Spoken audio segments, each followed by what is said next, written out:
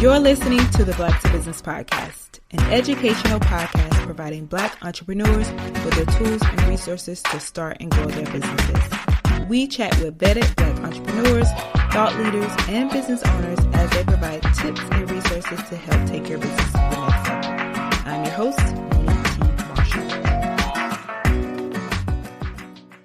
Hey, and welcome back to the Black to Business Podcast. I'm your host, Monique T. Marshall. And today I am getting into something that will save you time, stress, and money down the road. And that is getting your business ready to hire before you actually need help. So I know firsthand how overwhelming it can be to think about hiring. Maybe you are running everything yourself right now, and the idea of just bringing someone else into your business feels like just another thing to manage.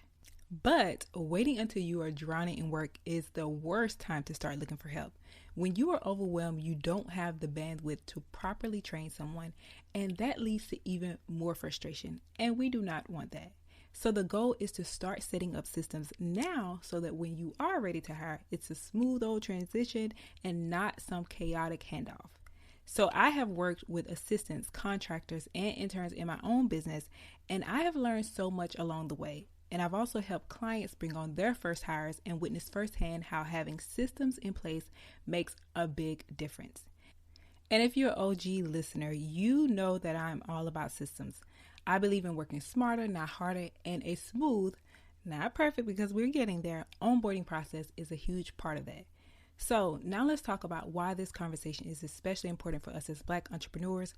And I find that too often we take on the weight of doing everything ourselves, whether it's we feel like we have to prove ourselves because resources are limited or because we have been conditioned to believe that asking for help is a weakness.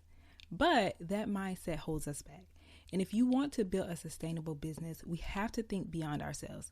We have to build with growth in mind from the very beginning. And that means setting up systems that allow us to bring in help before we hit burnout. So think about the business that you want to build. Do you want your business to always depend solely on you? Or do you want to have that structure that allows it to grow, impact more people, and create more opportunities for others? If it's the latter, then getting your business ready to hire even before you think you need to is a step in the right direction. And today, I'm going to walk you through exactly how to do that. So the number one biggest mistakes entrepreneurs make is waiting until they are drowning in work. And I see this all the time. You're waiting until you're completely overworked before you start to think about hiring help. And I get it. While you're just starting out, you're thinking, I can handle it all until I absolutely cannot anymore.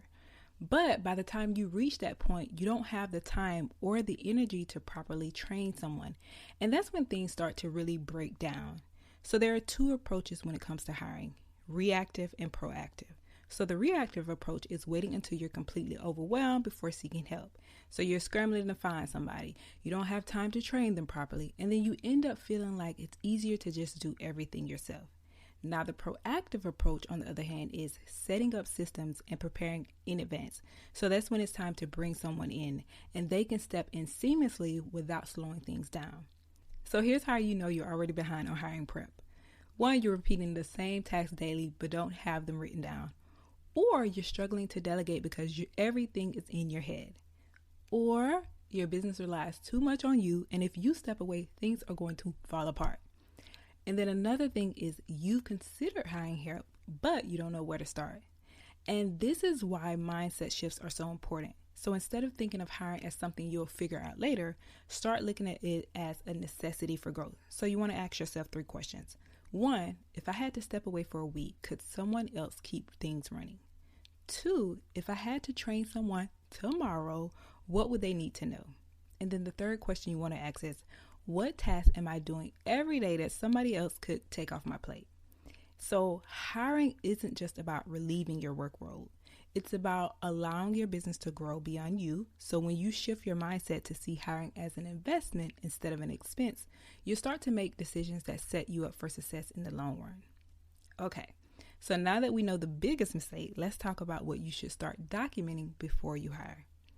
The key to a really smooth hiring process is that you want to have those clear processes and systems in place so that when you bring somebody on, they know exactly what to do without needing that constant hand-holding. So first, you want to take a step back and think about all the tasks that you do regularly. Not everything in your business needs to have a full step-by-step guide, but anything that is repetitive, it should be documented. So the goal is to make sure that when you are ready to hire, your new team member can hit the ground running with as little friction as possible. So here's where you want to start. 1, you want to identify the tasks that take up the most of your time. So what are the things that you do daily or weekly that keep your business running? What are the tasks that feel time consuming but don't necessarily need you to do them? And then 2, you want to break them into categories. So client and customer processes, marketing and content creation, operations and admin tasks. And I want to break these down even further. So client and customer processes, think about how do you onboard a new client? What's your standard process of communication? And how do you handle refunds, frequently asked questions, or customer complaints? And then for marketing and content creation, if someone had to take over your social media, what would they need to know now? The other question is, how do you create and schedule content? And then what platforms do you use and what's your brand's voice and tone? And then for operations and admin tasks, email management, so common responses, sorting, and follow-ups. And then for scheduling, things like meetings, podcast interviews, consultations. And then when it comes to bookkeeping, how do you track your income and your expenses? And what tools do you use? And you might be thinking, how do you document this without overcomplicating it? So one of the things you can use is voice notes and screenshots. So record yourself talking through the task, and then you want to save that audio. And then screen recording is really good. So things like Loom, which I really love and we use it in Black to Business, or Zoom to record yourself completing a task step by step. And then there's Google Docs and checklists. So you want to keep simple lists of key steps and then also login info. And the more you document now, the easier your life will be when you do bring someone in. And instead of spending that weeks training them, you can hand them clear instructions and let them get started right away. And now once you have clear processes documented, hiring becomes so much smoother. So now let's talk about why this makes a difference.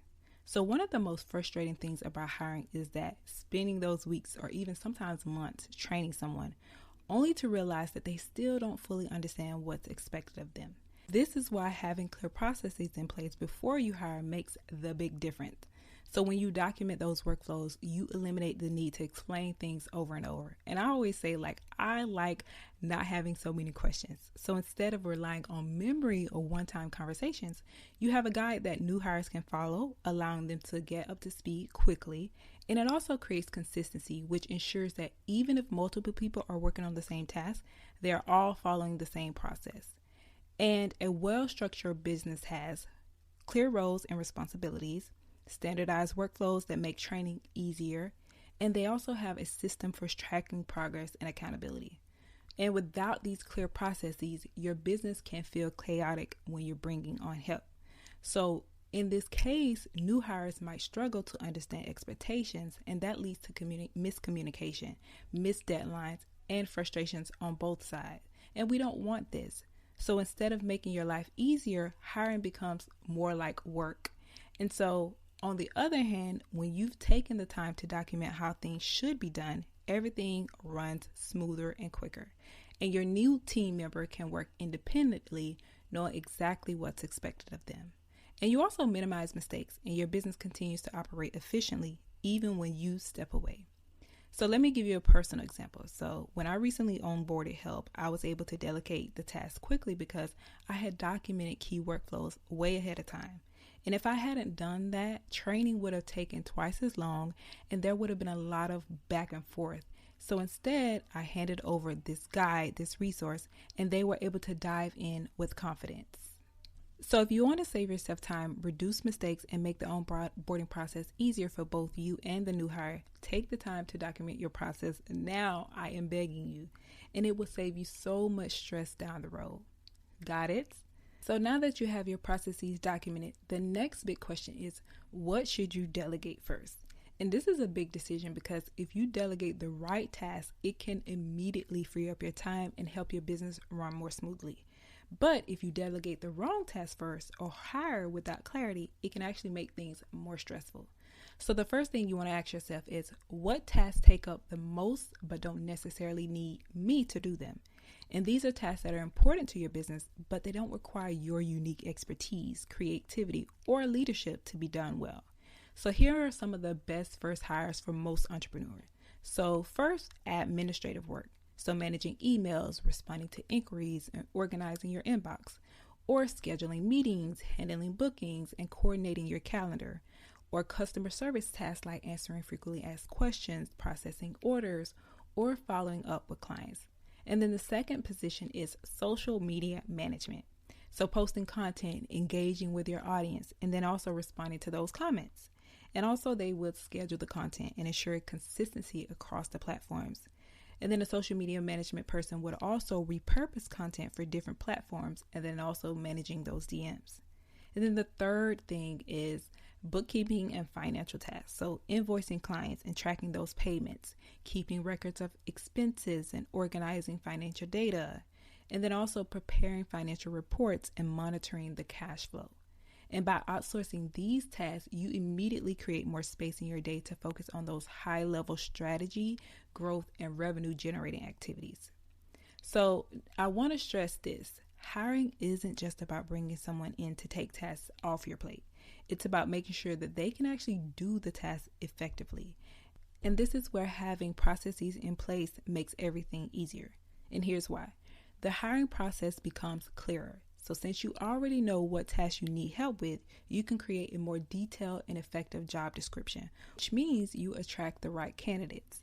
And then training time is drastically reduced. So instead of spending weeks explaining how to do something, you can hand over your documented process and they can start learning right away. And then there's also the big thing about fewer mistakes and miscommunication. So when there's a clear system to follow, there's less room for errors and your new hire feels more confident in their roles. So let me give you an example from my own business. So when I first hired my virtual assistant, I already had my email management processes documented. So instead of spending hours explaining how to sort and respond to emails, I was able to give them a step-by-step guide. And this allowed them to get started immediately and made the transition seamless. In addition to that, I also created a guided response guide, which was similar to canned responses. So with this document, it has pre-written responses for common customer inquiries or frequently asked questions and email templates. And not only did this help my assistant respond to messages faster, but it also ensured that all communication was consistent and aligned with our brand voice. And having this guide in place meant that they didn't have to ask me for approval or on every response. They could simply personalize the pre-written template and keep things moving efficiently. So if you've been feeling like hiring is overwhelming, remember, it doesn't have to be if you have the right systems in place. Okay, so I know we covered a lot in this short and sweet episode, but if there is one thing I want you to take away, it's this. Do not wait until you are overwhelmed to start preparing for growth. The sooner you take smaller steps towards documenting your processes and identifying areas to delegate, the easier hiring will be when the time comes. So let's do a quick recap. The biggest mistake is waiting too long to prepare for hiring. Documenting your processes ahead of time makes onboarding smoother and stress-free. A structured business leads to faster training, fewer mistakes, and more efficiency. Start by outsourcing small tasks that don't require you specifically. And finally, having systems in place makes hiring easier and sets your business up for long-term success. Now, I do want you to take action. Don't just listen to this episode and move on. I want you to start this process today. So make it simple. Identify 2 to 3 repetitive tasks you do every day and document them. So whether it's writing a checklist, recording a quick screen recording tutorial, or creating a simple guide, just start somewhere. And it's going to feel complicated if you wait until you are in survival mode. Trust me. And also remember to think about growth. So having a growth mindset means understanding that your business will not always be just you. You're building something bigger than yourself, and that means preparing your business to operate without you being the bottleneck. And before we go, I just want to take a moment to thank you for being a part of the Black Tip Business family. And I really appreciate you for showing up for yourself and your business. And I love seeing how you all are building boldly and pushing the culture forward. And you are creating opportunities, you're shifting narratives, and you're making an impact. So keep going. If this episode resonated with you, let me know. DM me on Instagram at blacktipbusiness.com and tell me what small step you took in preparing for hiring. And if you found this episode helpful, share it with a friend. And in the meantime, I will see you back here next week, same time, same place. But until then, keep building boldly and keep pushing the culture forward. Later.